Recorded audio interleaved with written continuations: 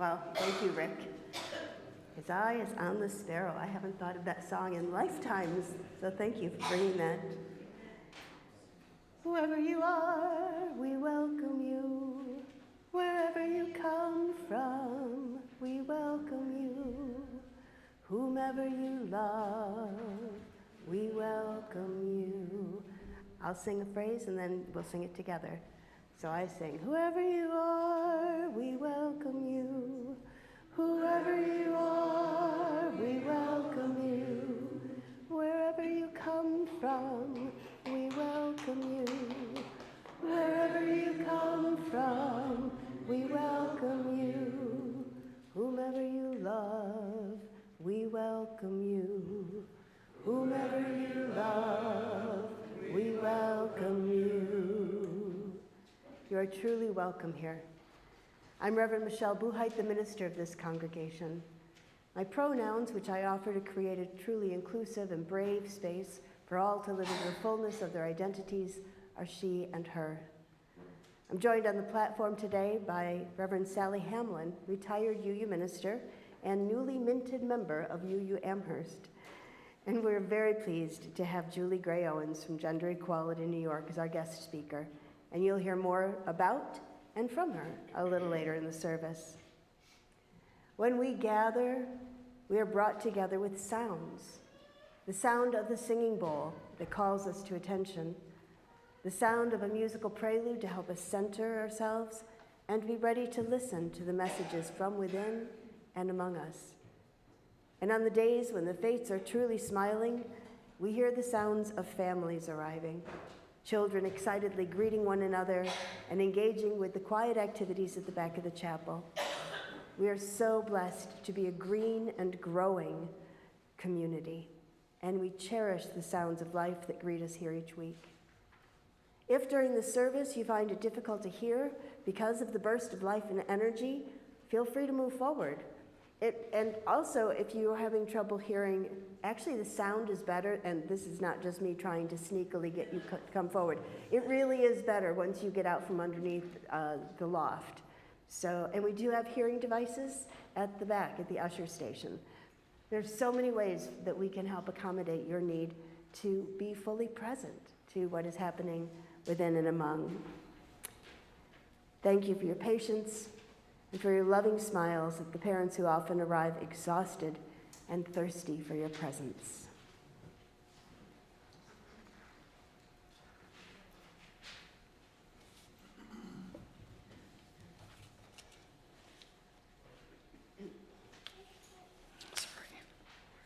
New pulpit, lots of changes, and aren't we lucky to be gathered here today for this blessed community. We're so glad that each of you is here today. If you are a newcomer, we hope you'll keep coming back and make this place your place. For those of you who have already made UU Amherst your home, we hope you will continue to challenge yourself to grow and discover opportunities to learn and serve. For those of you gathered here in the chapel today, I urge you to either place your phone on airplane mode or turn it off completely to free up web bandwidth for the live stream. Remember that we have a wider community than we can see as people who join us online now and later via YouTube, and our attention to their experience is a gift. I want to remind you that everything about our time here together has been carefully crafted to create a cohesive experience. So let yourself relax and be fully present to what unfolds around you and within you. You are safe here. You are among friends. Whoever you are, wherever you come from, whomever you love, you are welcome here. When we gather, we employ the elements of water and fire to create the sacred space where we can be fully present. We begin with an acknowledgement that our church is built on holy ground, land that was nurtured and cultivated by those who occupied it before us. We offer this libation as our giveaway as we honor the struggle of all people seeking justice and peace. We seek the courage and wisdom to heal the wounds of the past and build a better future story with all our neighbors and creatures together.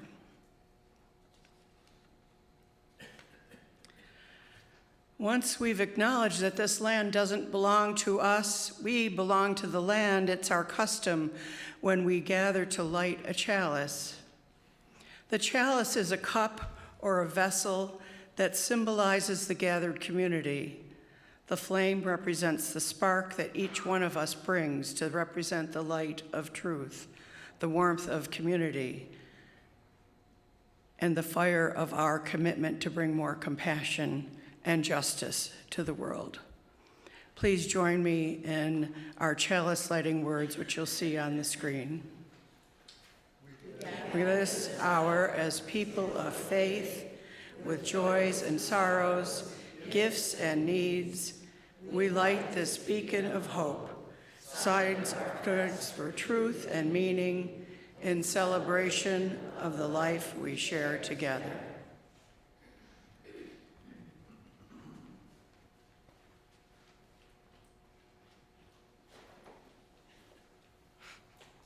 Good morning. Reverend Sally's laughing at me because I am short, so I have to pull out the thing. For those of you that don't know, that's why it takes an extra second. I'm Katie Cosgrove, our Director of Faith Development at this congregation, and my pronouns are she and her. We're honored to welcome to the pulpit Juli Grey-Owens from Gender Equality New York, and a statewide incorporated nonprofit whose mission it is to support transgender, gender non-binary, and intersex New Yorkers and their families. Julie is providing a twofer for us today, beginning with her reflection here and then continuing with a workshop at noon. Her topics today explore the gender versus assigned sex at birth, pronouns, and more. As the executive director and founder of GENY, Julie works tirelessly to pass necessary legislation, provide opportunities for community members to connect, and to educate the public by organizing and delivering Trans 101 sessions across the state. She has provided training for healthcare providers, government agencies, police departments, school personnel, and camp directors. We look forward to Julie's insights during the reflection and a little bit later in the service. This came about because Reverend Michelle and I were talking about the need for this understanding in our world and this compassion in our world that can often go misunderstood and breed a lot of, unfortunately, hate. So today we welcome with love and compassion and empathy, and we focus our eyes on justice in order to build a better world. Thank you. Our gathering music this morning can be found in the Gray Hymnal, number 396. I know this rose will open. And it's just 4 little phrases. I mean, it's so cute. And so Rick is going to play it through once, and then we'll sing it together once, and then something could happen. Y'all know what it could be, don't you? Okay. So, Rick, if you'll play it.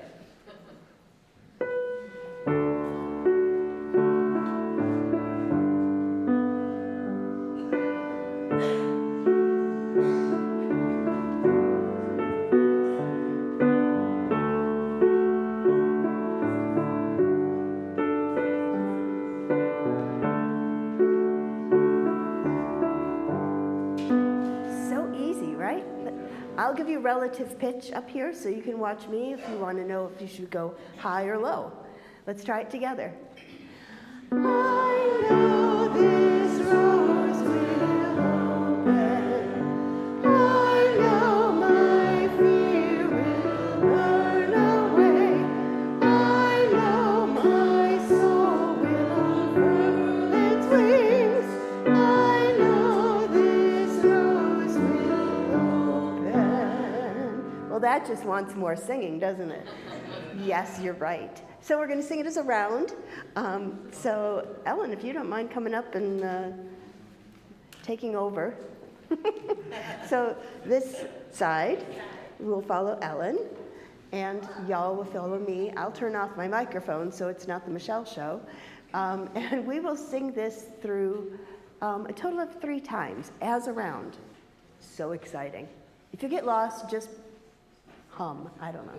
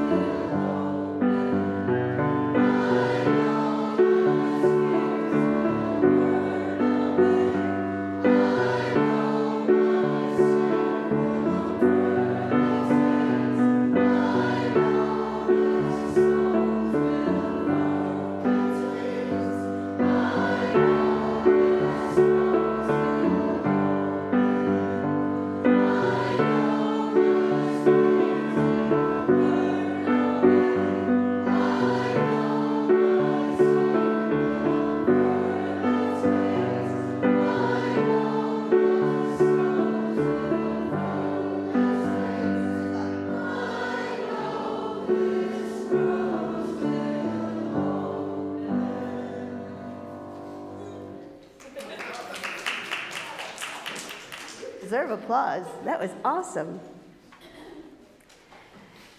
Each week, we bring our whole selves into this space. Our joys, our concerns, our sorrows, all the complicated feelings of this time. And we create a sacred container where we can, if only for a moment, put down those cares, share those moments of connection and community. And the way we do that is by coming forward and placing a stone or a shell on the table labyrinth here, our way of bringing our whole selves into the service. I will note that there is a candle, it's not lit, in the middle, but please don't stack stones in it because it will be lit soon. So come forward as the music plays.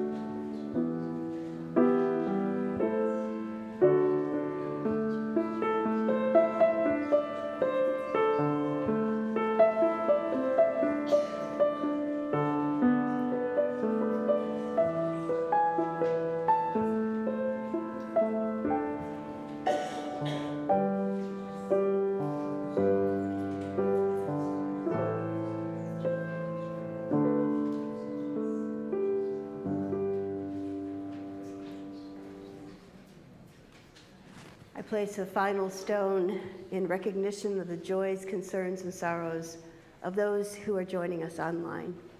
You are also a part of this community.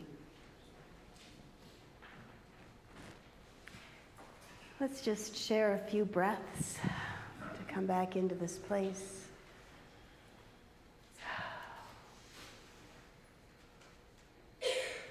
And we expand our circle to include those who may not be present, but whom we carry in our hearts.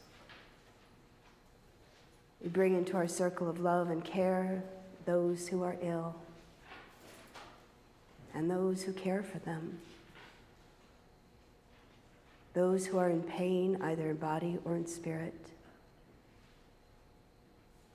Those who are lonely. Those who are overwhelmed and feeling lost. Those who have been wronged.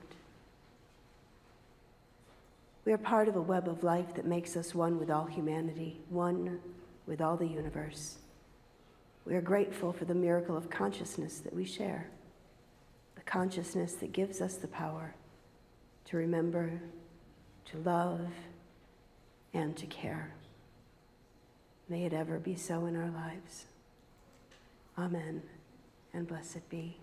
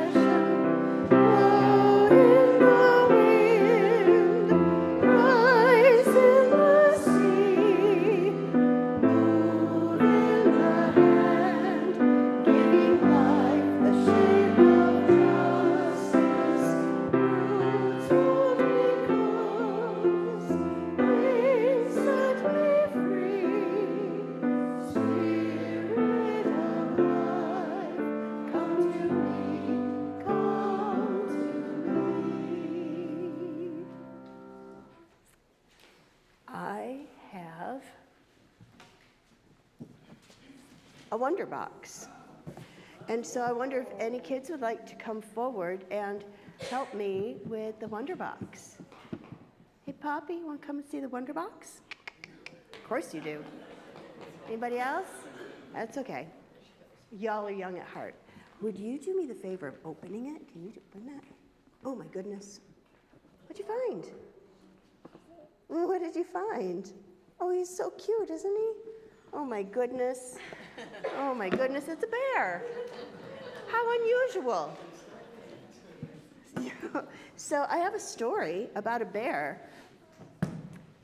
This one's name is Guinness. I wonder how he got that name. I don't know. Okay, so I'm going to need your help because every time I lift him up, I need for y'all, all y'all, to say, "But I'm a bear." Okay? Practice that. But I'm a bear. I didn't lift up the bear. That's the last time I'll be tricky with you. It's okay. So there was this. But I'm a bear. And he lived in the woods, like they do. And in the autumn, we know that when it starts to get cold and the leaves fall, and sometimes, I don't know, it's icy in the morning. So what do bears do at that time? Yes, they hibernate for a very long time. Well, this particular bear went hibernating. I think that's a funny thing to say. He went into a cave to hibernate. And it was all warm and cozy in there, and he slept so soundly. And he dreamed of the forest and of berries. Oh, and he was looking forward to spring. Spring came, and bears know those things. Even though he was inside a cave, bears know. And so he came out, and he was like, wow, it's so dark in my cave. I can't remember where the door even is. Well, he finally found an opening that was not his door, and he squeezed his springtime bear body because, he hadn't eaten in a long time, squeezed his way out, and there was no forest. Because during that time when he was hibernating, there had been a factory built that took over that whole forest. They cut every tree. They put concrete down everywhere. And these big forests was now a big factory. And that was really sad. So he's wandering around, and a foreman of the factory looks at him and goes, hey, get in here. It's not time for your break. And the bear said, "But I'm a bear." And the foreman said, "That's pretty funny. You just don't want to come into work. And you are just a silly man who hasn't shaved in a long time. And you're wearing a fur coat. And so get inside." And the bear said, "But I'm a bear." And the foreman said, "Okay, we're going to go talk to the manager about this." And so they went into the factory, found the manager, and the foreman said, "This guy thinks he's a bear." And they both laughed. And the manager said, "Oh, no, you're not a bear. You are a silly man who hasn't shaved in a while, and you're wearing a fur coat." And the bear said, "But I'm a bear." Oh, they went through all the chains of management. And everywhere it was the same. Every time someone in that higher level of bossiness would say, "Oh, you're not a bear. You're a man, a silly man who hasn't shaved in a while, and you're wearing a fur coat." And every single time, the bear would say, "But I'm a bear." Oh, so it went all morning long, the bear trying to explain, and then they even put the bear in a car, drove him to the zoo so he could see other bears. Well, those bears were zoo bears. They hadn't been in the forest, and they were like, "That's not a bear, that's a silly man who hasn't shaved in a while, and he's wearing a fur coat." And the bear again said, "But I'm a bear." And then they went to the circus, same thing. The bears there didn't recognize them because they were trained bears. They were riding their bicycles around, laughing very hard. I made that part up, it's not actually in the book. It's this poor bear. Nobody recognized him for who he was, but he knew the whole time that he was indeed a bear. And now we're going to sing the children to the activities. Anybody want to carry Guinness and hang out with him? Poppy, you want to carry my bear? You don't have to. He's fine staying with me too. You want to carry the bear, Maddie? Excellent. All right, let's sing our kids out to their activities.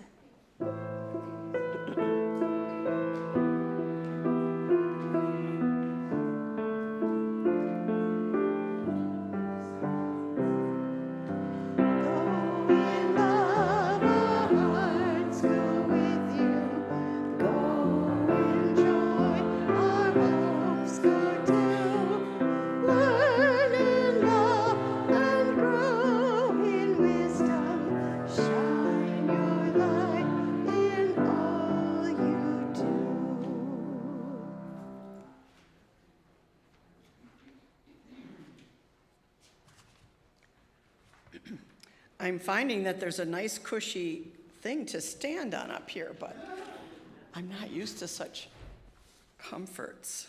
It's really nice. November 20th has been designated the Transgender Day of Remembrance, remembering and honoring those who've been the subject of violence because of their identity.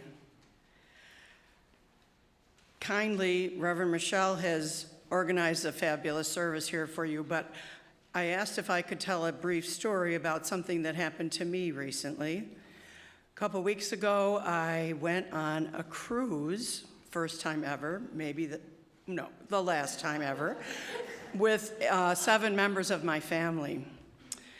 And that was also another story, not for today. But the ship left out of Baltimore, and we sailed toward Bermuda and spent a day there. And the next stop was to be the Bahamas and Nassau. And all of a sudden, people were around saying, "Well, I think it's not going to happen. It's not going to happen." Well, we'd planned some snorkeling and some other activities. Finally, the announcement was made because of weather. The boat would be turning around and heading back to a different port, and we wouldn't be getting to snorkel or go to the Bahamas. Well, we didn't know that the stop that was now planned for us The ship captain must respond when it's weather. They have to go directly to where they're told for safety. That now we were going to be docking in Cape Canaveral, Florida. As we heard this announcement, I saw two members of my family kind of huddled, and they were talking closely to themselves, and they looked up, and I saw concern on their faces, and my niece in particular, tears coming down. And I said, "What's happening, darling?" And she said, "We can't go to Florida. If we get off the boat, Jude could be arrested if he goes to the bathroom, and we won't spend our money in Florida." And I said, "I won't be getting off the boat either."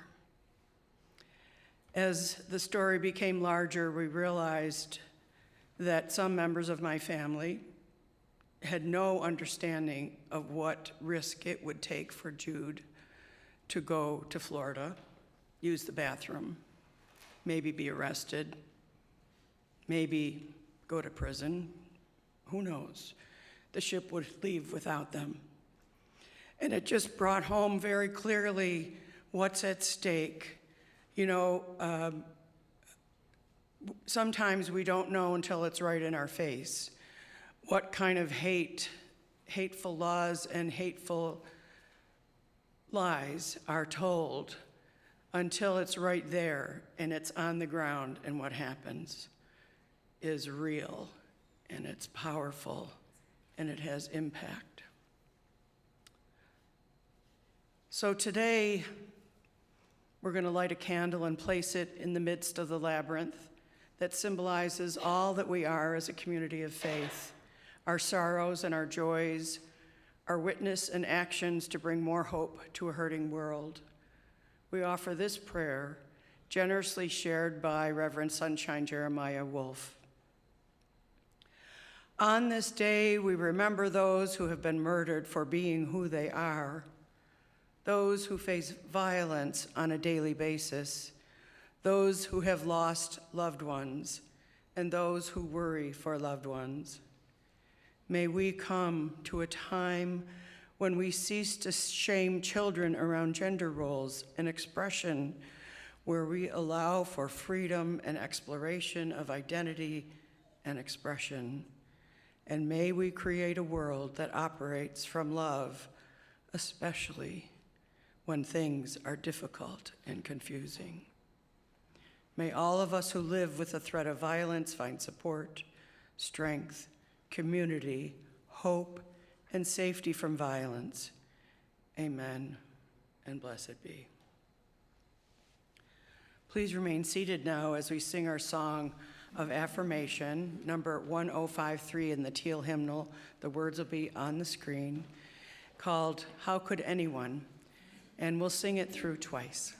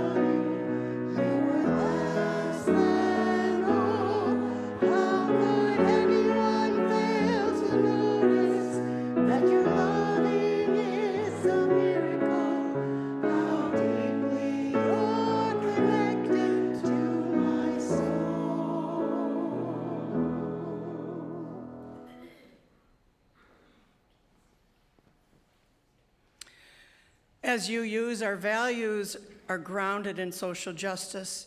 Call us to learn more about the topics and issues. Let's give a warm welcome now to our guest speaker from Gender Equality New York, Juli Grey-Owens.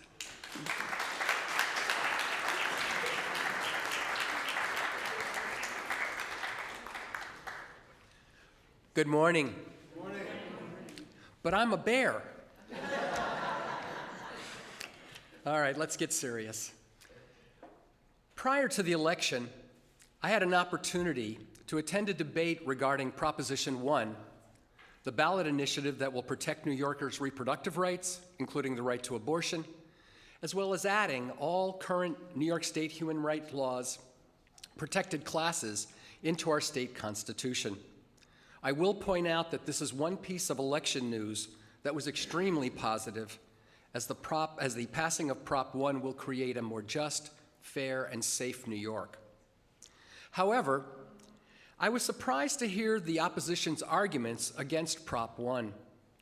Rather than focus on what I thought might be the main issue of abortion, which might not work in the blue state of New York, these foes of the initiative decided to specifically attack the transgender community. Using fear, misinformation, and outright lies, they attempted to create a wedge issue to blunt the momentum of the passage of the proposition. During the debate, I continued to hear about common sense, which to me is now becoming a dog whistle for discriminatory policies. By using the term common sense, they allow the public to be manipulated in ways they would resist if the manipulation was carried out more openly. And they often draw on racist, homophobic, and transgender attitudes that most people would reject. I heard all about biological men and boys participating in women's sports. I heard how schools are confusing our children by allowing an awareness of gender identity. And I heard the usual argument that men will be attacking girls and women in restrooms. What I did not hear was 1 ounce of understanding, 1 speck of compassion, 1 drip of respect, 1 crumb of kindness. You see, the gender expansive community, which includes transgender and gender non-binary people, are now the political football of our times. We are the butt of late-night television jokes, the target of right-wing extremists, and the reason why this world is inflamed in violence and hate. Did you see the Trump campaign ad that openly linked our community to illegal immigration and prison inmates? So why all the anti-transgender sentiment?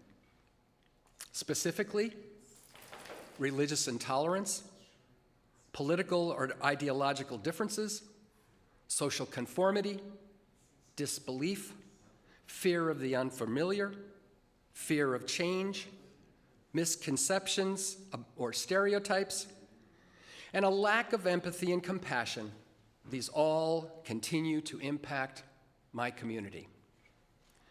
It is important to understand that people who do not conform to gender-based stereotypes or whose gender expression or presentation or identity that differs from one that's associated with their anatomical sex often experience discomfort, distrust, fear, and aggression by the public. These feelings and beliefs can progress to abuse, harassment, and discrimination.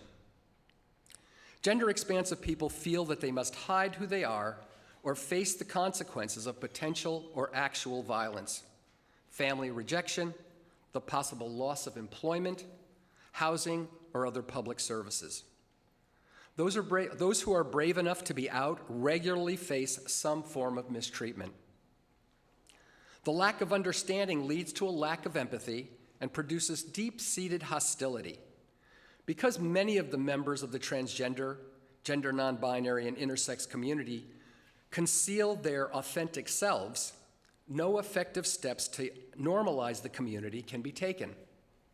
This combination continues the vicious cycle of a poorly informed general public that forces gender-expansive people underground, which in turn keeps the general public from learning about their life experiences and the discrimination and violence they endure.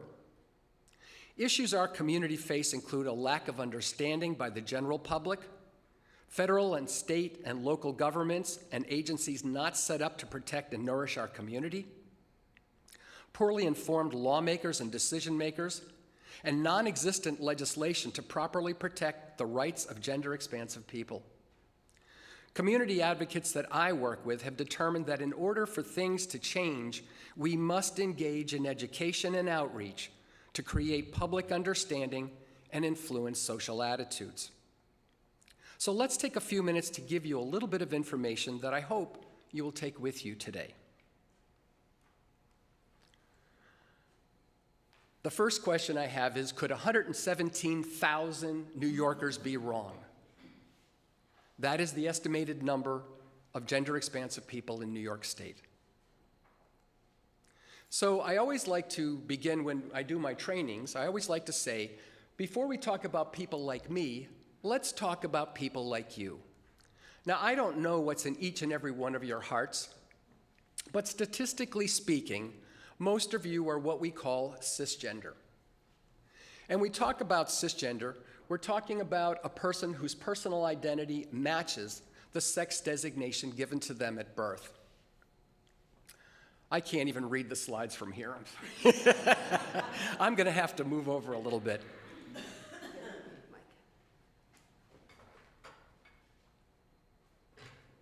I have these things, I do this so often, I have these memorized, but it's awfully hard to remember every single step exactly where I have them. It's okay.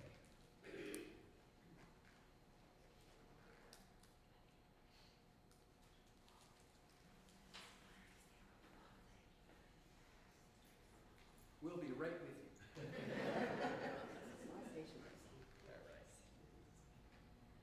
You're a bear. I like being able to move around anyway, so this is great. All right, so let me get down here. All right, so a cisgender person is a person whose personal identity matches the sex designation given to them at birth. And when we're talking about that, we have to understand that everything starts at the moment of birth. The baby comes out, they will make sure that there's eye drops put in the baby's eyes, they'll clear the air passage, they'll wipe the baby all down if everything looks good, and somebody spreads the legs and yells out, "It's a boy," or "It's a girl." And if that person grows up and matches that sex designation, they are cisgender. That's what the word means. That's all it means. So most cultures use a gender binary, and by gender binary we're talking about two genders, male or female, to define its members. Currently, experts believe that cisgender people represent 4% of the world's population. So that's why that's a supermajority. That's why, statistically speaking, I was safe saying most of you are probably cisgender, because you could close your eyes and throw a dart, you're going to hit a cisgender person, right? People will come up to me and say, "Well, Julie, that's not a real word." Well, it is a real word, but let's look at the word to begin with. If you look at the prefix CIS, that comes from the Latin word meaning on the same side. And it's been used as a word since 1994, and it was added to the Oxford English Dictionary in 2015 and the Merriam-Webster Dictionary in 2016. And the important thing to understand is that being cisgender has nothing to do with your sexual orientation. It doesn't tell us anything at all about who you can love, who you're married. It just means that you match the designation given to you at birth. That's all it means. And I'm going to be referring, while we're talking now and also later this afternoon, about cisgender people or cis people. So it gives us a baseline to understand. 99.4% of the world is cisgender. That's a hell of a baseline. Okay, now let's talk a little bit about my community, transgender people. That is a person whose personal identity does not match the sex designation given at birth, and that's all it means. We have to understand that transgender identities are a natural part of human diversity, and it's nothing that parents can cause or change. It's just a part of the human being, and we'll talk more about that. When we take a look at the word transgender and we look at the prefix trans, that word comes from a Latin word meaning across. So when we talk about transgender people, we're talking about a cross gender, and we talk about cisgender people. Does everybody remember? On the same side, you match, we don't. And when we talk about the word transgender, we're talking about an umbrella term that encompasses a lot of people with different life experiences and so forth. And we have to understand, because of that, there's a lot of different experiences going on. And it includes, for example, people who live authentically full-time, 24 hours a day, 52 weeks a year, as their authentic self. It also includes people who maybe project as cisgender to their family or work, and maybe on a Saturday night or a Friday night they go to a party or they have dinner with a friend, and they can then be their authentic self. But 99% of the time, because of work or family, they're not allowed to be able to be who they are, so they have to hide who they are.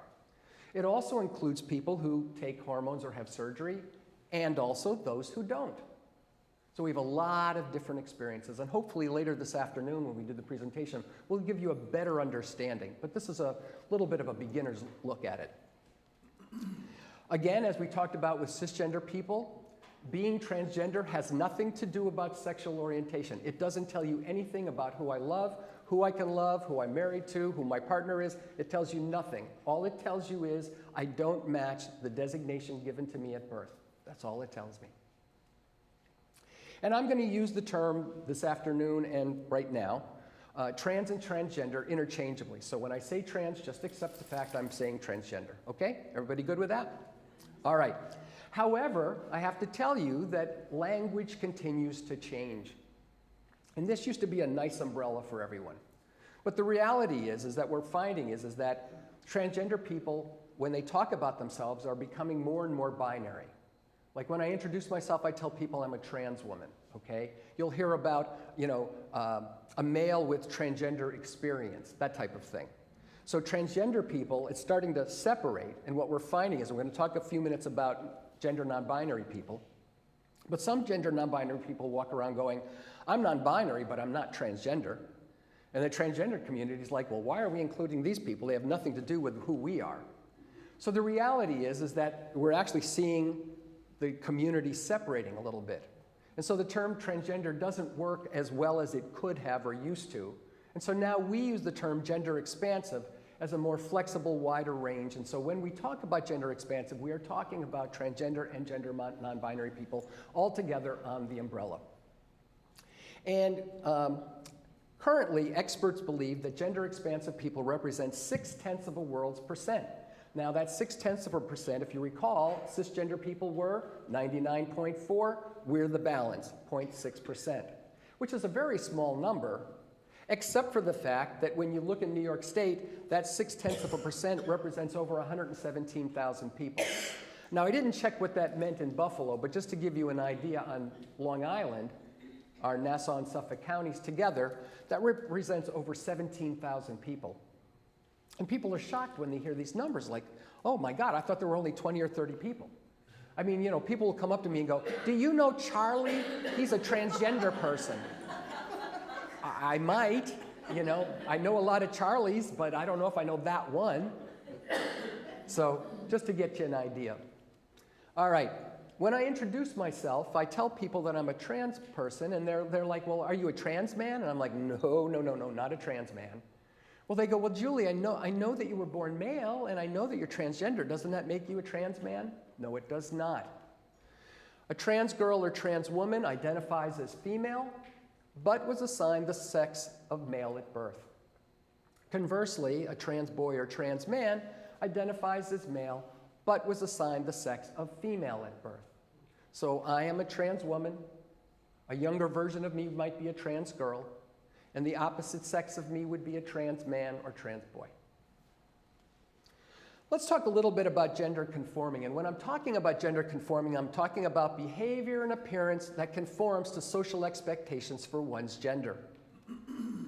Our culture classifies gender into two discrete categories, male and female, and that's better known as the gender binary. And if we were to look at these two pictures down at the bottom, let's take a look at the one on the left first. What do I see?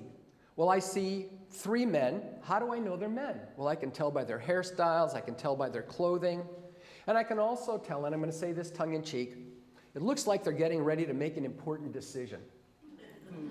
And we know men are leaders and they make important decisions.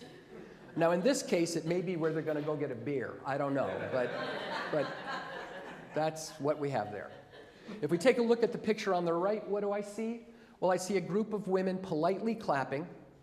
Maybe they have a garden club or something, and they had a bake sale, and the bake sale made enough money, and they're going to buy seeds or plants or whatever. And, again, I'm going to say this tongue-in-cheek. We know women are supportive and comforting.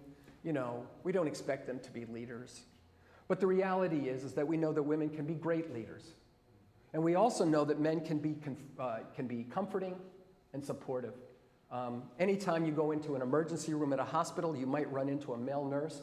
And every male nurse that I've run into is absolutely fantastic. Not only are they comforting and supportive, but they can pick you up and put you on the bed if they need to. So it's really a positive thing. The idea of gender conformity is based on the claim that people with, I'm going to use the term male genitals because we are in church, are men, and they should be unemotional, strong leaders and protectors. John Wayne. And people with female genitals, and again, I changed that for church, are women, and they should be gentle, passive, and nurturing. Watch any 1960s, 1970s, 1980s comedy. Where's mom? She's in the kitchen. She's in the background. We only bring her out if the kid is crying or something. Come here, Beaver, let me hug you. That's all we see of her.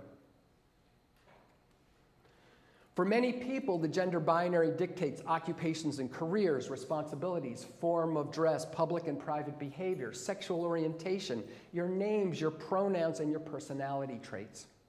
We have an expectation. Oh, you are designated male, therefore we expect this from you. Oh, you were designated female, we expect this from you.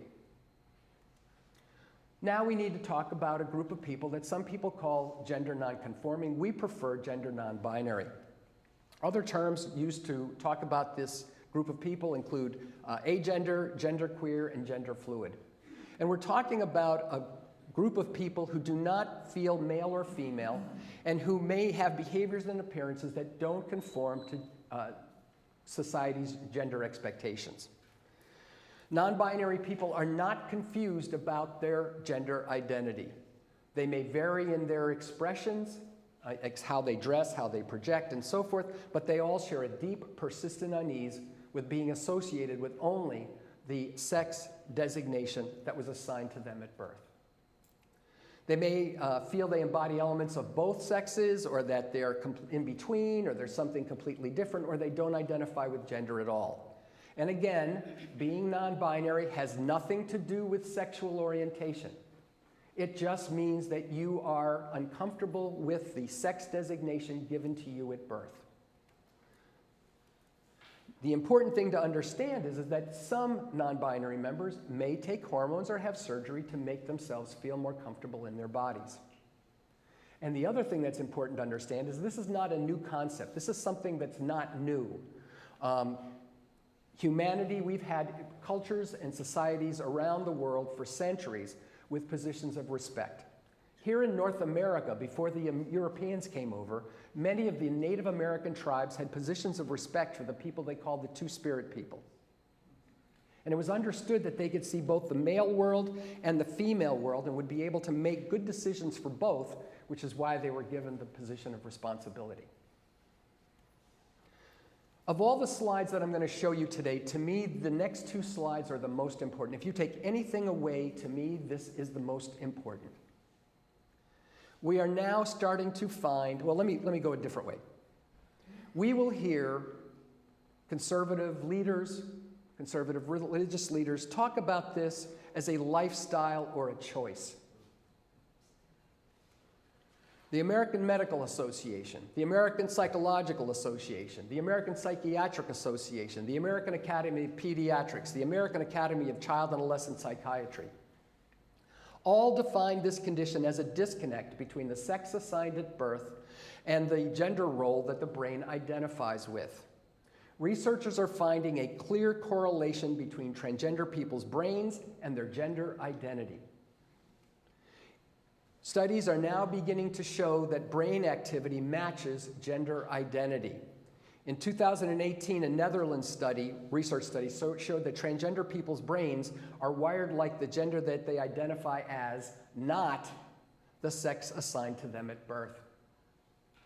The important thing that we have to understand and know, and I find this fascinating because I did not know this originally, is that male and female brains have different sizes and they function differently. There literally is a difference between a female brain and a male brain. And we think about, men are from Mars, women are from Venus. Well, there really is a condition that causes this.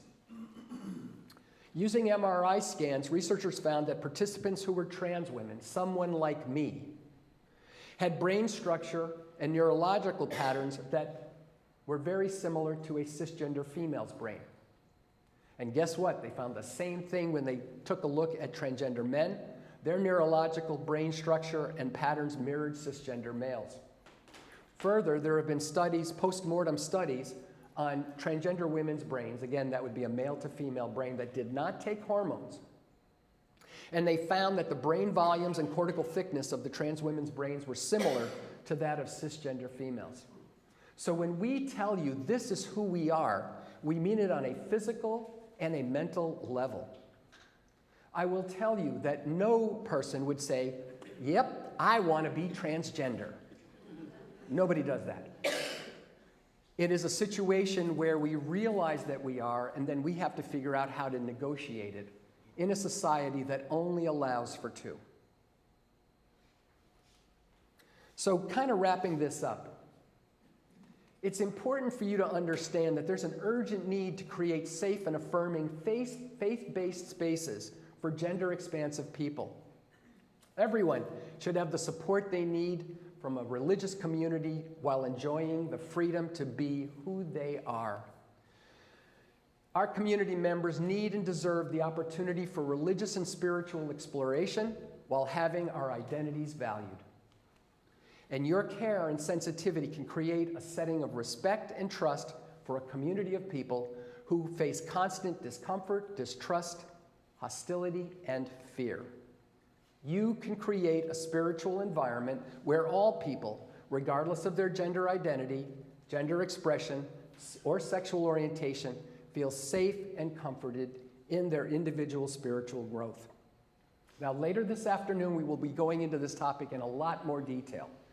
But my attempt was to, at least for those of you who are here and are going to run home because you've got things to do and the bills are playing, it's important for you to at least take some of these messages with you today. And so I hope that it makes some sense. If there is time, I've been asked if we would stay and answer any questions you have. I will be here until there are no questions left, no matter when or how. I want to thank you. Unhook me.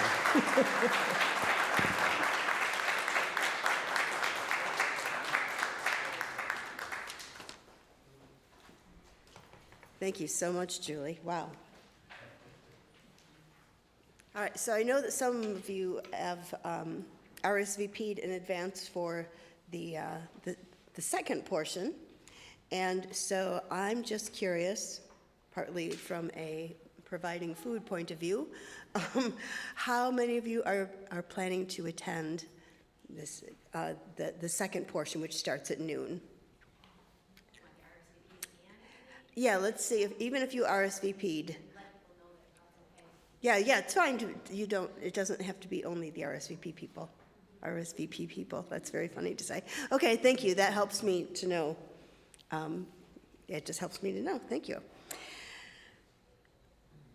And there will be more directions at the end of the service about like where to go, how to get there, all of that in just a little bit. But for now, it's time to sing. It's always time to sing with me. So I invite you to rise and body your spirit as we sing a really popular Holly Near song, We Are a Gentle, Angry People. The Gray Hymnal, number 170.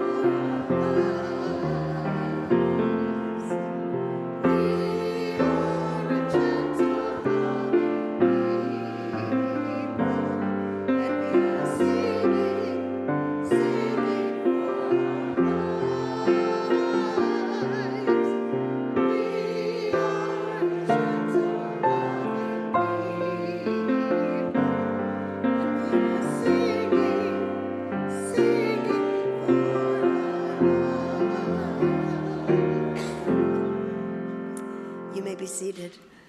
It occurs to me that we need to create another verse for that of we are cis and trans together. So next time we sing it, be ready for a 7th verse.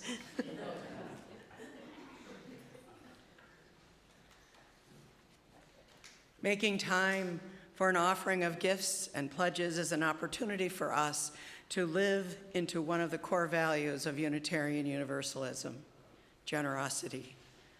Our generosity connects us to one another in relationships of interdependence and mutuality.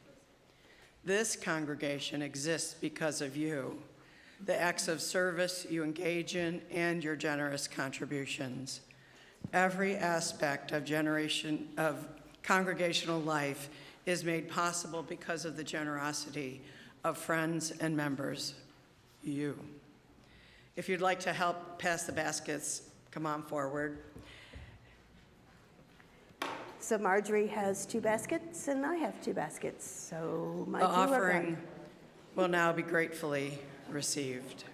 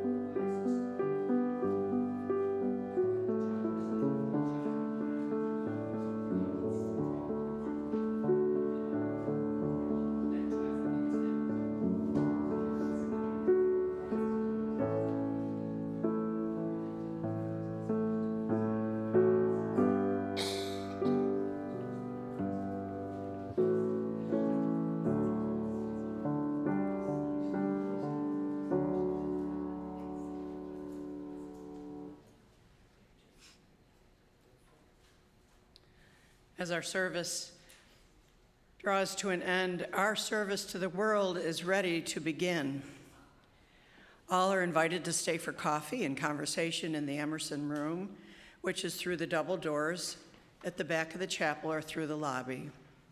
Parents, please remember to gather up your children and bring them to coffee hour, or feel free to take them.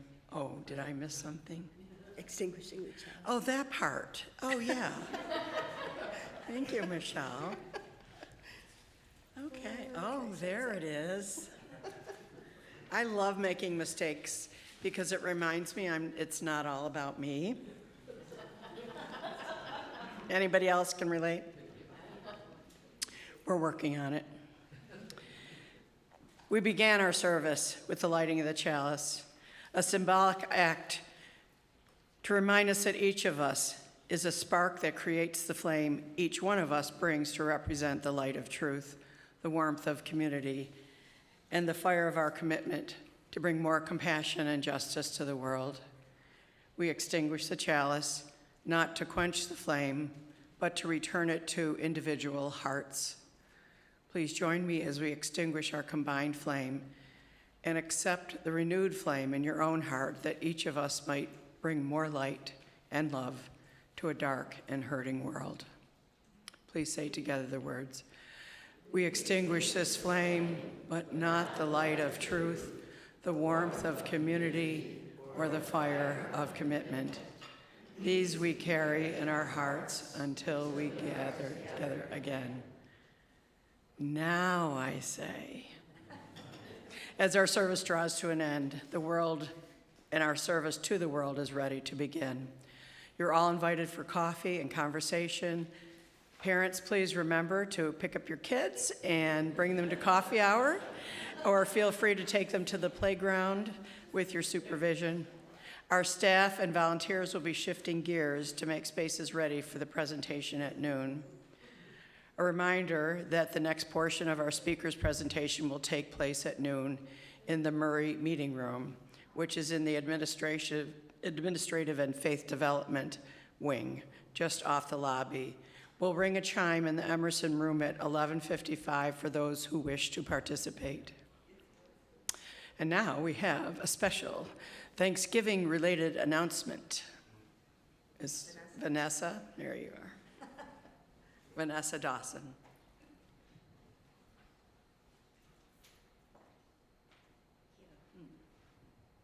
Good morning. I'm Vanessa Dawson. I'm from Penelope's Place, a farm sanctuary that's located in Akron, New York. I am teaming up with PETA, actually, to give out some free Thanksgiving vegan roasts this year, and that'll be next week in the Emerson Room after service. So if you are veg curious and you wanted to experience what a vegan roast would be, or you're interested in just trying that out, you are more than welcome to take one of those home with you. It's a full, nice, big roast. And if there's anybody that you know that might be in need, you're welcome to grab one for them as well. We do have a limited amount, but yeah, we just wanted to spread the compassion and the love for this Thanksgiving. So see you next week.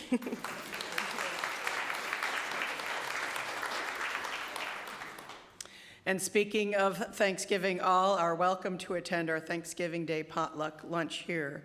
There's a sign-up sheet at the welcome desk. Please sign up today so we can make plans. And our annual generosity and stewardship campaign is underway, and you are invited to participate. You can find pledge forms on the table in the lobby. Aside from occasional grant money, and I say occasional, for special projects, UU Amherst is completely self-sustaining. You can be part of building the foundation for the next 70 years through generous contributions and faithful stewardship.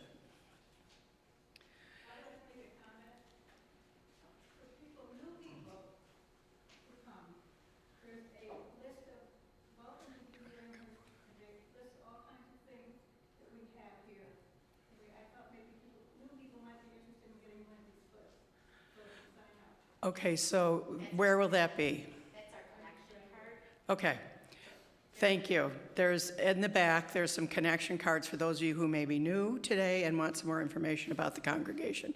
Those will be back in the back of the chapel, right there. Okay. Is that? Wait. One in every bench. Oh, and there's also one on every bench. Thanks, Jimmy. You'll find many opportunities for community personal growth and service printed in your order of service, in the newsletter, and on our website. Remember, this place becomes your place as you participate in the life of the congregation. And now, please rise in body or spirit as we sing our closing blessing, and remain standing afterward for the benediction.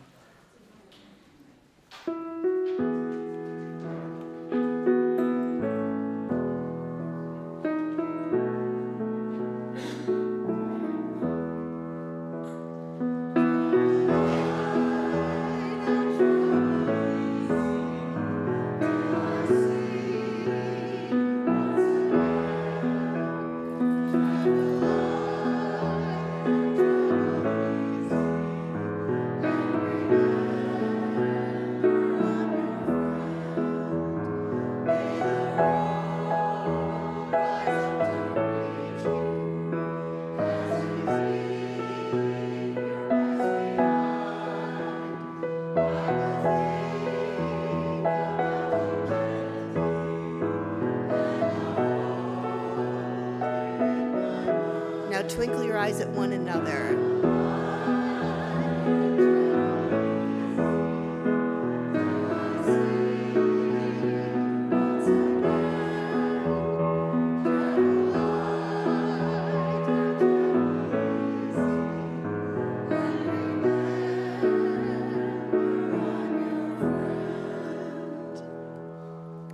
For all who see God, may God go with you. For all who embrace life, may life return your affection. For all who seek a right path, may a way be found and the courage to take it step by step. Go in peace, return in love.